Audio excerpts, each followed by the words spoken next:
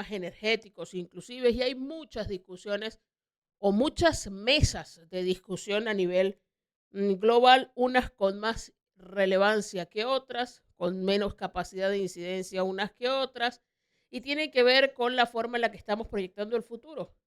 Esto de combustibles fósiles, petróleo, gas, nuevas energías, energías limpias y todas las posibilidades que puedan existir. ¿Cómo situarnos en principio para entender esta discusión en el contexto y en el tiempo en el que estamos viviendo? Claro que sí. El dilema que se está presentando actualmente a nivel mundial, ese ya es un tema de discusión en todos los círculos, tanto técnicos como profesionales, inclusive hasta económicos, es el tema del calentamiento global, que lamentablemente, por la que las sólidas evidencias que tenemos, dan a entender de que es por producto de interacción humana, es decir, por causa de los seres humanos y el consumo de combustibles fósiles. Entre esos, el petróleo, gasolina, específicamente en forma de gasolina o cualquiera de estos productos de todo este tipo de combustibles de origen fósil, como el carbón o el gas. Entonces, claro, el tema que se está presentando actualmente es, bueno, cómo podemos, por ejemplo, que nuestro accionar diario no afecte de forma significativa el medio ambiente. Ya tenemos más de 200 años alterando de forma probablemente contundente el medio ambiente, según lo que nos dan las últimas evidencias en los últimos, vamos a llamar, 2 millones de años, que es lo que nos, tenemos los registros de emisiones de CO2 en la atmósfera reciente. Entonces, el tema que se nos presenta a nosotros, por ejemplo, que somos un país petrolero, específicamente la región del Zulia, que es líder en el tema de fuentes fósiles, no solamente en Venezuela, sino a nivel mundial, una de las regiones más ricas en petróleo, históricamente, si no es algo nuevo. Entonces, el tema que se nos presenta a nosotros como ciudadanos, es decir, cómo podemos hacer nosotros para, número uno, afectar lo menos posible el medio ambiente, es decir, que nuestra huella de carbono sea reducida, pero también a la vez desarrollar nuestra industria, ¿sí? Porque al fin y al cabo vivimos de esto, ¿sí? No solamente Venezuela, el Zulia vive de, de estas fuentes fósiles. Entonces, aquí lo que se nos está apreciando la posibilidad es que, bueno, hacer un proceso de transición energética, que es migrar de estas fuentes fósiles a fuentes más limpias, por decirlo de una forma. Y, por ejemplo, la región zuliana puede ser un excelente líder en energías renovables en Venezuela gracias al tamaño y extensión que tiene el lago. Porque el lago perfectamente podría almacenar, por ejemplo, paneles solares que no tendrían que ser instalados directamente sobre la tierra, sino sobre sobre el lago, sobre el agua. Entonces, podríamos no solamente tener fuentes de hidrocarburos, dígase los yacimientos que tenemos en el lago, sino que también podríamos extraerlo a través de fuentes solares y hasta eólicas, porque el viento en la región zuliana es sumamente importante y que se puede aprovechar. Ahora, profesor, Venezuela en algún momento fue pionera, quizás, sí, no sé si cabe el término o la calificación, pero dio pasos importantes en pensar en energías limpias y una muestra de ello es la hidroeléctrica del Guri, que es la que soporta mayoritariamente el sistema eléctrico nacional, por ejemplo, y luego se hicieron planteamientos como el Parque Eólico de La Guajira o en Paraguaná, como alternativas a las termoeléctricas. Sin embargo, también se han hecho inversiones en termoeléctricas. Ahí está Termosulia, por ejemplo, como una alternativa, con todo lo que eso ha implicado para que funcione o no funcione, sin entrar en revisiones profundas de cuál es el estado del sistema eléctrico nacional, cuáles son las alternativas, las potencialidades que tendría nuestro país para retomar, digamos, esa senda, esa alternativa como una opción real en este siglo, también conociendo las debilidades y las fortalezas que estos sistemas tienen en otros países donde se han implementado. Totalmente. Por ejemplo, el caso venezolano, nos podemos sentir orgullosos porque no vean a Venezuela, sabemos que la situación que tenemos ahorita nos hace sentir como que nos estamos quedando atrás, pero es todo lo contrario. Venezuela siempre ha estado a la vanguardia en este tipo de temas. Por ejemplo, el tema petrolero, fuimos una de las primeras regiones que fue a nivel mundial, es decir, no solamente en la región americana, en explotar el tema del petróleo. Es decir, uno de los primeros yacimientos probados fuera de Estados Unidos fueron los de Venezuela, específicamente los del sur del lago, específicamente en la zona de Bachaqueros y, ¿cómo se llama? Y ahí, ¿cómo se llama? La costa oriental del lago. Entonces, esos fueron los primeros, se consiguió unas muy buenas fuentes de energía y ahora está el tema de que en los años 70 del siglo XX, Venezuela hizo unas inversiones importantes en energía, por ejemplo, hidráulica. Venezuela tiene capacidades hidráulicas increíbles. Somos una región en justamente cerca del Ecuador que nos permite recibir agua todo el año, lo cual es maravilloso desde el punto de vista de hidráulico, hasta el punto de que más del 75% de nuestra matriz eléctrica es de fuentes renovables. Y eso es algo que no todo el mundo puede decirlo. Claro, Venezuela no es la campeona en este término, ese término se lo lleva Brasil, que cuenta con más del 90% de su matriz eléctrica viene de fuentes hidráulicas, pero desde un punto de vista sincero, esto es algo que nos pone en el liderazgo entre los 20 países con mejor matriz, con la matriz energética más limpia. Sí, nosotros tenemos ya un gran camino hecho. Países como por ejemplo en Europa, más bien se encuentran con la realidad de que oye, más del 70% viene de fuentes fósiles, entonces ellos tener que hacer esa transición es mucho más difícil que para nosotros. Podemos decirlo en cierta medida, tenemos casi 20, 30 años de avance sobre esa plataforma actual. También es cierto que lamentablemente no hemos ido aumentando nuestra generación de fuentes renovables. Como muchos comentan, el parque solar allá en La Guajira, ¿cómo se llama? En Paraguaná también se habló de un parque solar en La Guajira. Se habló inclusive, por ejemplo, de colocar paneles solares en el lago de Maracaibo, como les decía hace poco, porque la idea es justamente, mientras tenemos a Guri en un extremo del sistema eléctrico interconectado nacional, podríamos tener fuentes renovables en el otro extremo, por ejemplo, en la región andina, en la región Zuliana, la región de Paraguaná, que son regiones muy expuestas al sol. Recordemos que Venezuela es un país que tiene exposición solar, es decir, 12 horas de sol todo el año, todo el tiempo. Sí, prácticamente no hay ningún mes del año donde no haya una importante generación de fuentes solares. También tenemos fuentes eólicas importantes, tenemos una cordillera andina que perfectamente puede ser usada para eso. Entonces, Venezuela no solamente es un líder en temas de energías fósiles, sino con un potencial sencillamente abismal en partes renovables. El tema que se nos presenta ahorita es que lamentablemente, por el enfoque que tenemos como nación, y parte viene de la posición que tiene el gobierno, y histórica, eso no se puede decir que es algo reciente, no hemos terminado de entender cómo es el modelo de negocio para hacer esto viable. Lamentablemente los incentivos que se tienen, en este caso las tarifas eléctricas, tanto de consumidores como industriales, sí, de consumo básico, ciudadano común, como el de las instalaciones industriales, hacen poco viable el negocio. Y esto es un negocio intensivo en capital, es decir, hay que poner una gran cantidad de dinero adelante para que se puedan reactivar y empezar a generar potencia. También es cierto que gracias a los avances que ha hecho China, la República Popular de China, en los últimos 20 años ha hecho abaratar la energía renovable, las inversiones en energía renovable de una forma sencillamente sin precedentes. Antes pensar en energías renovables era algo más como, es que no puedo usar más nada que renovable, a hoy en día algo como, oye, es que no hay nada más barato que lo renovable. Entonces nos preguntamos, ¿qué falta para dar el paso? ¿Qué nos está deteniendo en nuestro país o qué podríamos suponer está haciendo que este proceso sea menos acelerado? Y digo menos acelerado porque pareciese haberse iniciado de forma particular.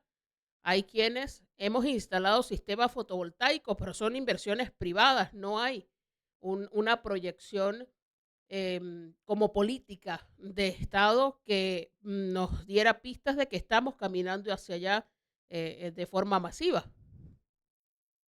Claro, bueno, uniéndonos a la parte del debate, porque esto es un tema que digamos que se está discutiendo en todos los sectores en Venezuela, no solamente en los sectores energéticos, se ve que uno de los principales retos que tiene, como les decía, el tema de las inversiones.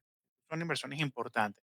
Claro, cuando uno coloca en la casa un panel solar, ¿cómo se llama? Un generador eólico o inclusive hasta una batería para poder aprovechar un poquito más ¿cómo se llama? La energía cuando no está o cuando son bajos las potencias, es un costo que uno acarrea como ser, como individuo, como consumidor, pero no hay un retorno sobre eso. Es más que todo una cuestión de afectación propia, que llaman también las islas eléctricas. Esto es parte número uno de un problema que tenemos, un enfoque, vamos a decir que anticuado de la regulación venezolana en temas de fiscalización y de regulación eléctrica, que ha hecho siempre que todo el sistema, sí, todo el negocio eléctrico venezolano se ha mantenido bajo las manos del gobierno. Bueno, en la época cuando se manejaba, ¿cómo se llama? A través de CADAFE y ahora se maneja a través de Corpoelec, que es es la que monopoliza todo el tema eléctrico venezolano. Entonces, hace, ¿cómo se llama? Fija unos precios de electricidad por generación, transmisión y consumo que son sencillamente inviables para el negocio. Entonces, por ejemplo, lo ideal sería, una de las cosas que se invita a discutirse en toda la sociedad venezolana es, bueno, ¿por qué no empezamos a pasar a un sistema de mercado eléctrico como por ejemplo el que tiene Estados Unidos, el que tiene Europa, donde uno pueda vender su electricidad generada en exceso a la red eléctrica? hay unos lineamientos, hay unos requisitos que se tienen que cumplir, que lamentablemente las leyes venezolanas no lo manejan. Entonces, por ejemplo, si uno no con un panel solar es para consumo interno o si lo quieres regalar a la eléctrica, a la red eléctrica, pues no tienes forma de cobrárselo a los, a los usuarios que lo aprovechen. Entonces, aquí está como el primer gran reto, un tema lamentablemente tipo regulatorio, que hace que no sea viable económicamente implementar estas tecnologías. También entendemos que desde un punto de vista tal vez más complicado, porque lamentablemente el servicio eléctrico tiene la complicación de que tiene, además que tiene la parte de generación, puede ser fácilmente privatizada, por decir un término, o que se permita el uso de privados en ese circuito. Tenemos también cosas como el sistema de transmisión, que ya es más difícil de regular, de controlar.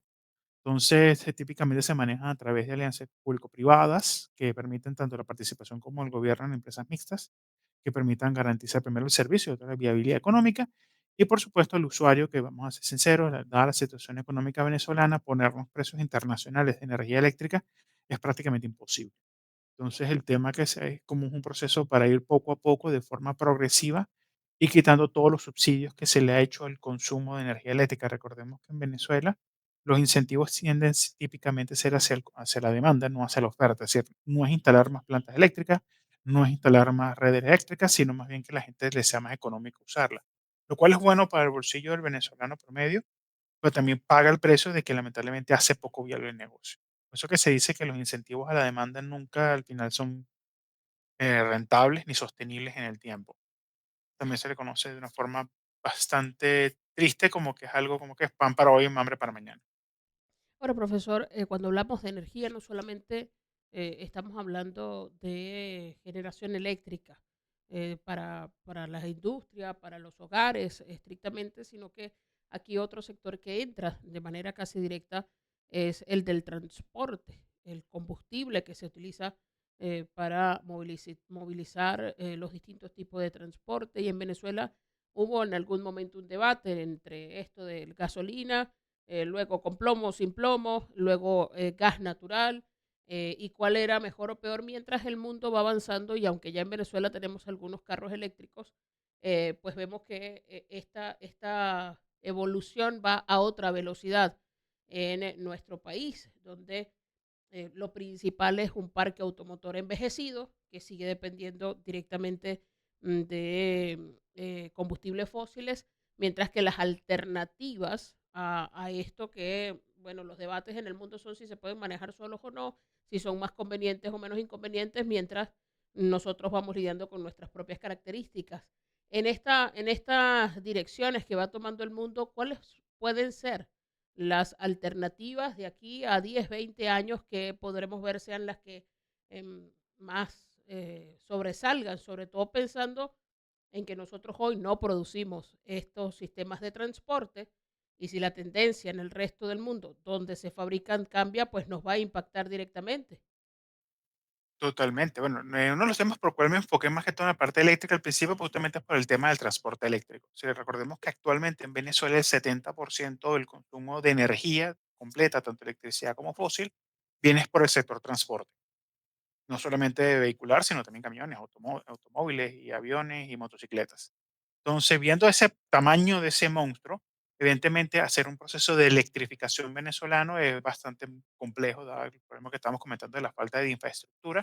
También recordemos que el parque automotor venezolano tiene más de 22 años de edad promedio, es decir, considerablemente los carros más viejos son los que tienen más abundantes y los carros no, lamentablemente no son tan populares, sí tan comunes.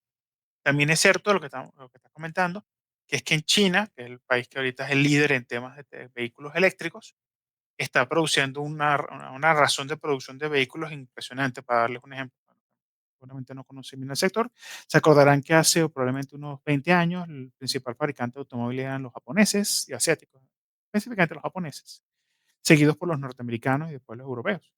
Hoy en día el principal productor de automóviles es China. De hecho, produce más automóviles que todos los demás países juntos, a ese tamaño, de esa monstruosidad. Y estoy hablando de todo tipo de vehículos. También es cierto que en el gobierno chino, la República Popular de China, tiene un incentivo especialmente hacia vehículos eléctricos por un tema de que China no tiene yacimientos como nosotros de petróleo. Entonces, el reto que a ellos se les presenta es, bueno, ¿cómo yo puedo hacer con este contexto para poder independizarme energéticamente y sin afectar mi transporte? Es por eso que le han metido tan duro de inversiones al tema de los automóviles eléctricos.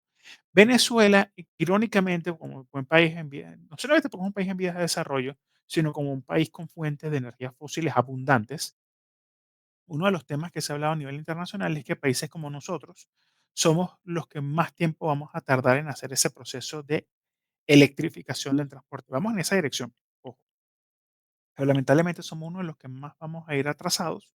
Retrasados no. Uno de los que más resistencia va a tener porque a medida que vaya pasando el tiempo, los combustibles fósiles van a ir perdiendo participación de mercado en países desarrollados, lo cual los va a hacer mucho más económico. Entonces va a haber un momento donde aquí en Venezuela va a salir más barato vender un litro de gasolina aquí en Caracas, aquí en Venezuela, no solo en Caracas o en Zulia, o en Maracaibo, sino, por ejemplo, en toda la región venezolana, que, por ejemplo, venderlo en los Estados Unidos. Entonces, eso va a ser inclusive más económico los vehículos, el uso del vehículo en Venezuela. También se habla mucho, por ejemplo, de que los vehículos actuales que tienes en este mercado, por ejemplo, en los Estados Unidos y Europa, que son de fuentes fósiles, dígase vehículos térmicos, a gasolina o gas, van a empezar a emigrar de estos países desarrollados a países como los nuestros. Dice, mira, si tienes un automóvil que tiene más o menos unos 10, 15 años y está en unas buenas condiciones mecánicas, que ya no se va a poder usar en los Estados Unidos o en Europa porque sencillamente es poco rentable por el tema de los impuestos y los incentivos hacia los vehículos eléctricos, entonces más bien va a pasar que los van a enviar para acá. También es cierto que en los últimos 5 años hemos visto como un retroceso o una serie de impedimentos hacia los vehículos eléctricos porque como les decía, básicamente se escucha que, bueno, el que lo fabrica es China, ¿no? No son vehículos fabricados en diferentes países. Y normalmente la industria automotriz en los países desarrollados es una industria de alto peso político. Entonces, más bien lo que estamos viendo como un rezago, un atraso en la parte de implementación de vehículos eléctricos, aunque no todos los países lo tienen. En Noruega casi que el 95% de todos los vehículos nuevos son eléctricos, pero en Alemania menos del 15%. Entonces vemos esa realidad. Y en el caso venezolano, para entrar un poquito en detalle, hay que hacer un cambio importante porque necesitamos pasar de todos esos gasolineras a electrolineras. Como le dije, si es el 70% de fuentes fósiles, estamos hablando que hay que multiplicar casi que por 3 la generación eléctrica actual.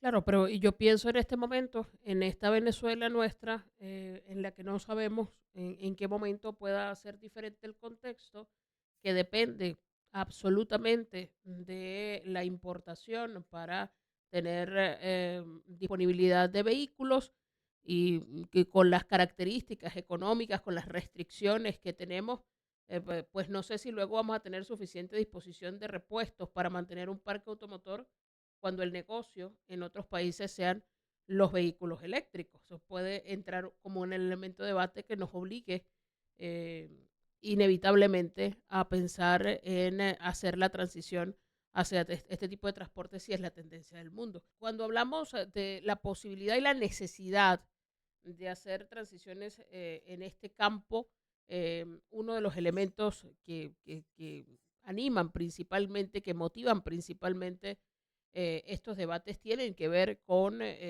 la contaminación que se genera y cómo eso va impactando, cómo va alterando el clima en el mundo.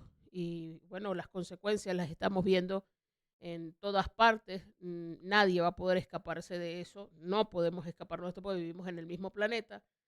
Em, y eso hace que haga falta que todo el mundo participe. Sin embargo, hay más o menos niveles de responsabilidad según quienes más participan en ese proceso de contaminación.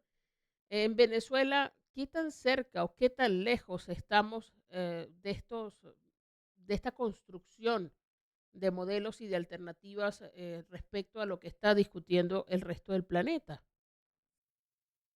Bueno, entrando en primeros detalles, Venezuela es un país productor de petróleo, como todos saben, entonces ya tenemos una huella importante por producción de petróleo. A ser sincero, en esta parte, Venezuela tiene vamos a decir que un compromiso significativo con el resto del mundo por el uso de energía fósil, y especialmente lo que pasa en el sur del estado Monagas, que la quema de gas es descontrolado, es decir, lamentablemente por temas del flare, por temas de la falta de rentabilidad, es un tema que la industria petrolera tiene como, digamos, hay que asumir a culpa como industria, porque más de 50 años lamentablemente no se aprovechó. También pongámonos en el contexto en los 70 80 eso no se veía como que afectara mucho el medio ambiente, tal vez los olores eran un mayor problema. Hoy en día hemos descubierto que la huella es enorme Para darles un contexto, si ustedes viesen la Tierra desde el espacio, donde está la Estación Espacial Internacional, el punto más brillante en las noches es el sur del estado Monaga.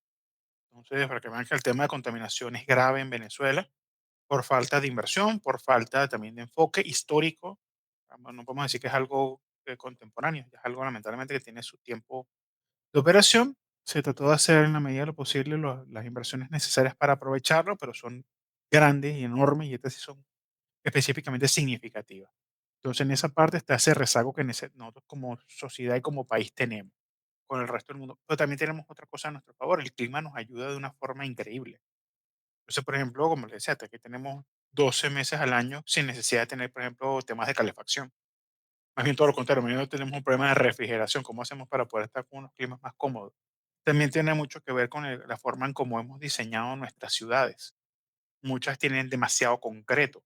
Eso hace que las ciudades sean más calientes que el resto de la región. Entonces hace que lamentablemente los costos por enfriamiento sean aún mayores. Entonces, en Venezuela tenemos que hacernos ese replanteamiento. También es cierto que, que estamos muy concentrados en las ciudades principales, dígase Maracaibo, Caracas, Valencia, Maracay y Barquisimeto, cuando podríamos tener la oportunidad de expandirnos hacia el resto del país. Más del sí, el 80% de la población venezolana vive en la región andina, cuando perfectamente podríamos, sí, en la región montañosa andina venezolana, cuando perfectamente podríamos vivir en muchísimas más extensiones de todo el espacio. También entendamos que no tenemos toda la infraestructura para hacerlo, no es suficiente vialidad, no es suficiente temas de servicios, pero eso es algo que tenemos que hacer como nación.